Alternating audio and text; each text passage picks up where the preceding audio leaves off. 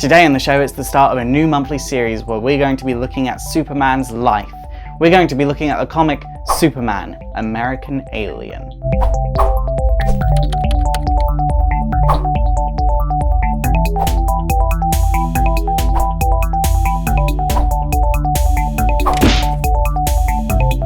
So the comic starts out with us seeing Clark as a kid and he's floating away.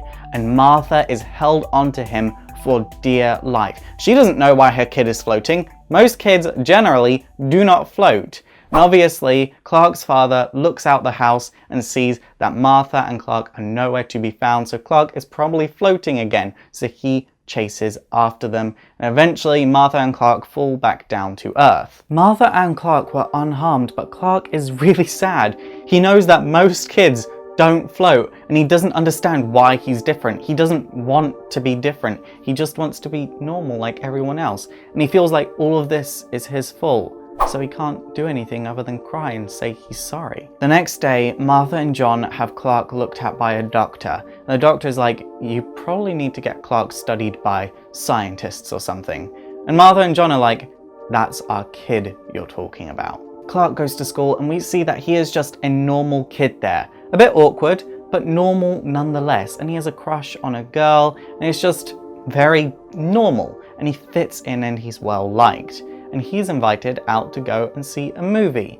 And he obviously goes with his friends and the movie's great and he's having a good time until he eventually starts floating, and everyone sees this and thinks that he's different, starts saying things at him, so he runs away crying because, once again, he's different. He's a weirdo and just wants to fit in. And as he's hiding in the bathroom, he looks in a mirror and he sees himself as an alien, so he punches the mirror and breaks down the entire wall. On the way home, Clark's father has a word with Clark and is like, you know you can't just punch down walls, right? And Clark's like, yeah, but I was angry. And Clark's father's pretty much like, yeah, but people that destroy things because they're angry are kind of jerks, so don't be a jerk. And the next day, John tries to teach Clark how to fly. There's not much else to say about this other than this was some of the best panels in the comic, just artistically and emotionally. Not much was said, but you didn't need much said. This part of the comic just really stood out to me. But then Clark begins to float away once again, and he's being blown around by the wind, but he's able to make himself stop for the first time ever. So John goes and gets an airplane to try and pull his kid down, but before he can, Clark teaches himself how to fly. After this, Clark's like, I can take us on trips, we can travel around the world together, I can just carry you because I'm getting stronger and stronger and stronger, so everything's great. And then there's this one panel where Clark's like, you know, if you want, it's just an idea, but his facial expression and his body language just made me laugh so much. Like, Kid Clark is so adorable.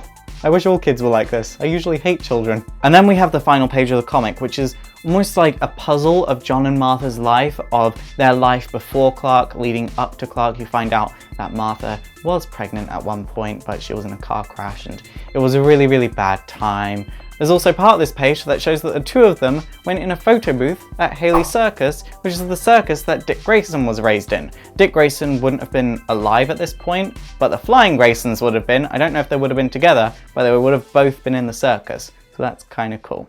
If you don't know what American Alien is, it's a look at Superman's life pre-Superman.